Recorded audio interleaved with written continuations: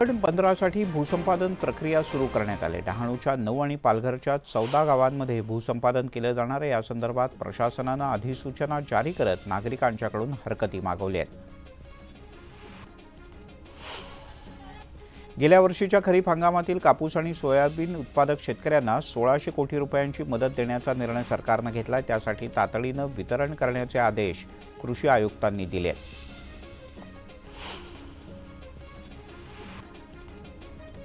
मुरुममधील doctor Zakir Hussain Urdu शाळेच्या संस्था सदस्यानं तत्कालीन मुख्याध्यापकाला हाताशी धरून शिक्षण विभागाला लाखो रुपयांना चुना लावला। गावातल्या नागरिकांनी शिक्षण विभागाकडे लेखी तक्रार करूनही शिक्षण विभाग मात्र मूग गिळून गप्प आहे। त्यामुळे गावकऱ्यांनी आता आमरण उपोषणाचा इशारा दिलाय। मंत्री गिरीश महाजन जामनेर मतदारसंघातील लिही तांडा इथे एका कार्यक्रमानिमित्ताने गेले असता रस्त्याच्या दुरावस्थेवरून ग्रामस्थांनी त्यांना घेरलं। गिरीश महाजन यांना ग्रामस्थांनी गावातील चिखलातून दुचाकीवर घेऊन रस्त्याची दुरावस्था निदर्शनास आणून दिली।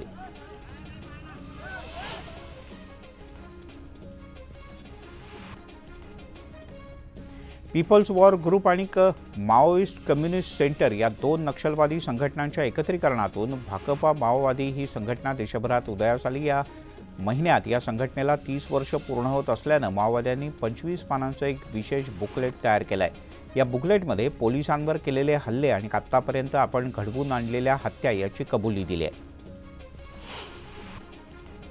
राहुल गांधींना मारण्याची धमकी मिळाल्यानंतर काँग्रेसच्या नेत्या यशोमती ठाकूर चांगल्याच आक्रमक झाल्या। राहुल गांधी यांच्या जीवाला काही झाल्यास जे सत्तेत आहेत ते जबाबदार असतील असा इशारा यशोमती ठाकूर यांनी दिलाय। विरारमध्ये एका पेट्रोल पंप मालकाची हत्या करणाऱ्या 2 आरोपींना गोरखपूरमधून अटक करण्यात आली। गुन्हे शाखेच्या पथकानं 16 दिवसांनी या दोन्ही गुन्हेगारांना अटक केली। पेट्रोल पंप चालकानंच मालकाची हत्या केल्याचं उघड झालंय। महायुतीकडून अनेक ठिकाणी मैत्रीपूर्ण लढतीचे संकेत देण्यात आले आहेत। नवी मुंबईतील बेलापूरमध्ये सुद्धा लोकसभा मतदारसंघाचे प्रमुख भाजपचे नेते रामचंद्र घरत यांनी मैत्रीपूर्ण लढतीसाठी तयारी केल्याची माहिती आहे। त्यामुळे इतर इच्छुक उमेदवारांची उत्सुकता शिगेला पोहोचली आहे। केंद्र सरकारने कांदा निर्यातीवरील किमान निर्यात मूल्य हटवण्याचा निर्णय घेतला आहे। किमान $550 निर्यात मूल्य हटवण्यात आलंय। सरकारने शेतकऱ्यांसाठी हा मोठा निर्णय घेतला असून 40% निर्यात शुल्काबद्दल मात्र अद्याप स्पष्टता आलेली नाही। पंतप्रधान आवास योजनेच्या अंतर्गत म्हाडातर्फे डबेवाल्यांना घरं मिळणार आहेत। तसंच चर्मकार समाजाला सुद्धा घरं मिळणार आहेत। उपमुख्यमंत्री देवेंद्र फडणवीस यांनी दिलेल्या शब्दामुळे आता डबेवाल्यांना हक्काची घरं मिळतील। पुण्यात पावसानं दडी मारल्यानं गेल्या आठवड्याभरात तापमानात वाढ झाली। शहरातील बहुतांश भागातील कमाल तापमान 30 अंशांवर होतं। दरम्यान पुढचे 2 ते 3 दिवस पावसाच्या हलक्या सरी बरसतील असा अंदाज हवामान विभागानं वर्तवलाय। पावसाळा सुरू होऊन 3 महिने उलटले तरीही मनमाड नांदगाव या भागामध्ये सलग दमदार पाऊस झालाच नाही। नदी नाले ओढे कोरडे पडले तर नागासक्या धरणात अद्यापही पुरेसं पाणी साठलेलं नाही। त्यामुळे ऐन पावसाळ्यात भीषण पाणी टंचाईची समस्या आहे। म्हाडाच्या घरांसाठी 75,751 अर्ज आले। 2030 घरांसाठी ही लॉटरी आहे। 8 ऑक्टोबरला मुंबईच्या नरिमन पॉइंट भागातल्या यशवंतराव चव्हाण सेंटरमध्ये ही संगणकीय सोडत होईल। त्यामुळे अर्जदारांची प्रतीक्षा लवकरच संपेल। MSRDCनं राज्यातील 3 महत्त्वाकांक्षी रस्ते प्रकल्पातील उर्वरित बांधकामासाठी एकूण 6 टप्प्यात निविदा मागवल्या आहेत। यात 11,000 कोटी रुपयांच्या कामाच्या निविदेला चांगला प्रतिसाद मिळाला आहे। मुंबई नागपूर समृद्धी महामार्ग विस्तारीकरणातील नागपूर गोंदिया आणि भंडारा गडचिरोली मार्ग हा प्रकल्पातला प्रमुख 3रा टप्पा आहे। यासाठी 11 निविदा सादर झाल्या आहेत। नवी मुंबई महानगरपालिका क्षेत्रात 14 गावांमध्ये आपत्कालीन स्थिती निर्माण झाल्यास नवी मुंबई महापालिकेलाच धाव घ्यावी लागणार हे स्पष्ट झालंय। पालिकेच्या वरिष्ठ अधिकाऱ्यांनीच ही माहिती दिली आहे। 14 गावांना पालिकेत सहभागी करण्याच्या निर्णयावर तूतूमयमय रंगलं असलं तरी आपत्कालीन स्थितीत महापालिकेलाच या 14 गावांची काळजी घेणं गरजेचं आहे असं आता स्पष्ट झालंय। पुणे शहरात मोठ्या थाटात पुणे फेस्टिवलचं उद्घाटन पार पडलं. पुणे फेस्टिवलचं हे 36वा वर्ष आहे. या फेस्टिवलला अजित पवार हे प्रमुख पाहुणे म्हणून उपस्थित होते. यावेळी पारंपरिक वाद्य वापरा असं आवाहन अजित पवार यांनी सर्व गणेश मंडळांना केलं. वैद्यकीय आणि आयुष अभ्यासक्रमांची समुपदेशन फेरी सुरू आहे. मात्र पुढच्या काही दिवसात सलग सुट्ट्या येत असल्यामुळे प्रवेश प्रक्रियेवर परिणाम होण्याची शक्यता आहे.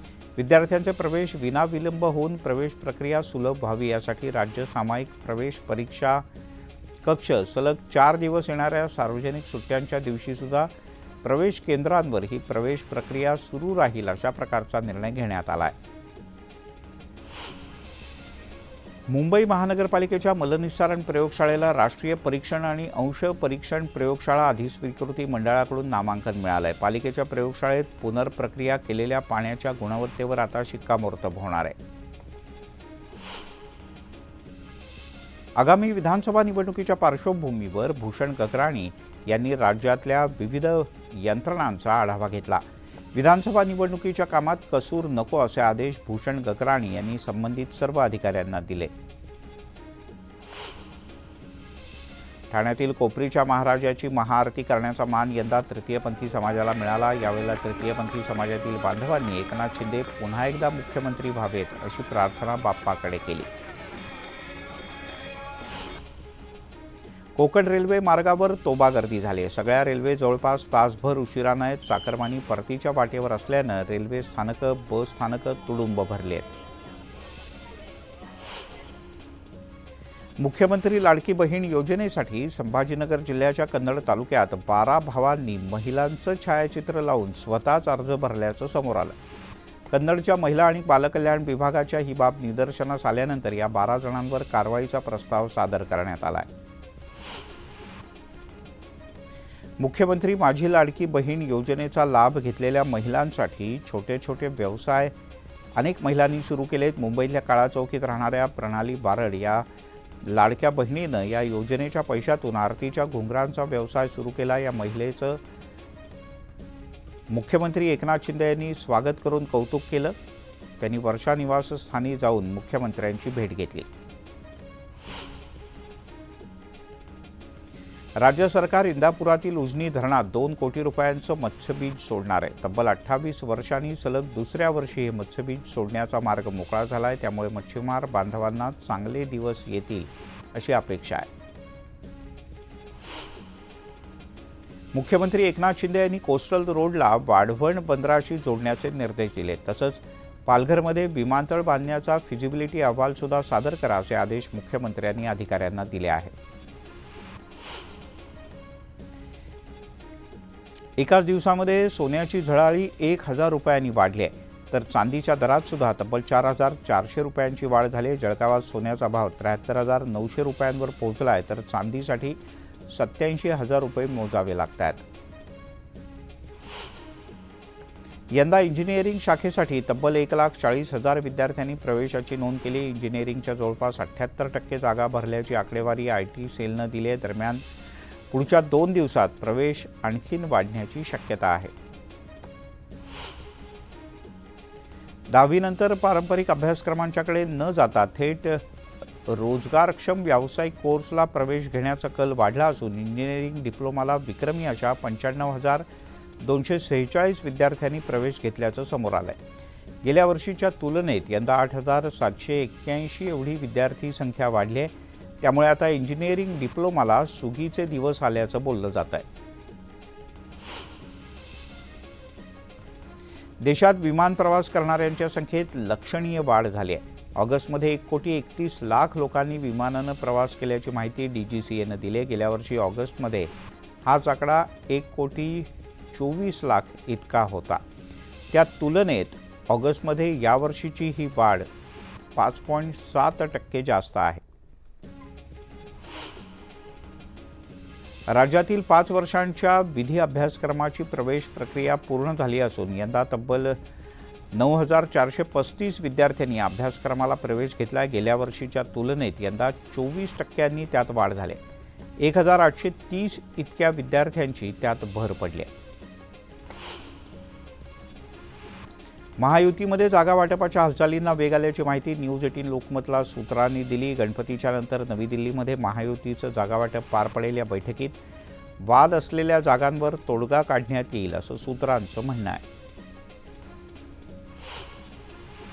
भाजपनं केलेल्या अंतर्गत सर्वेक्षणात विदर्भात महायुतीला 25 जागा मिळतील असा अंदाज वर्तवण्यात येतोय। गेल्या वर्षी एकट्या भाजपला 29 जागा मिळाल्या होत्या, मात्र विधानसभेत यावेळेला महायुती म्हणून 18 जागा मिळतील अशी शक्यता आहे। शिवसेनेला 5 तर राष्ट्रवादीला 2 जागा मिळू शकतात असा अंदाज आहे।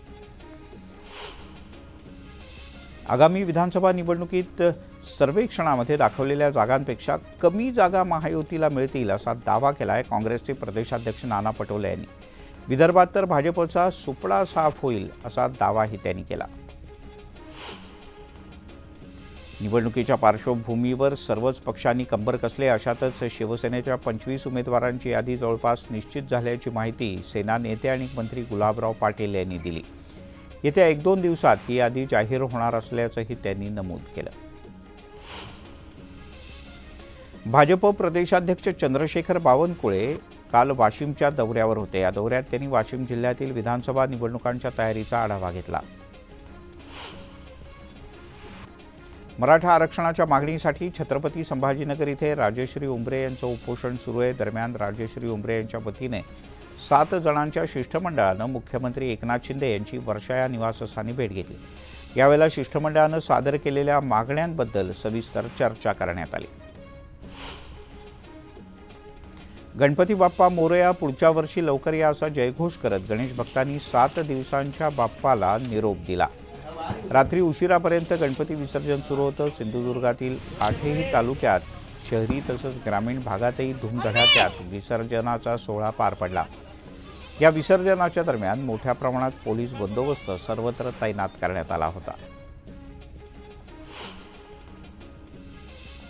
एक छोटासा ब्रेक घेऊयात, लगेचच परत येतो।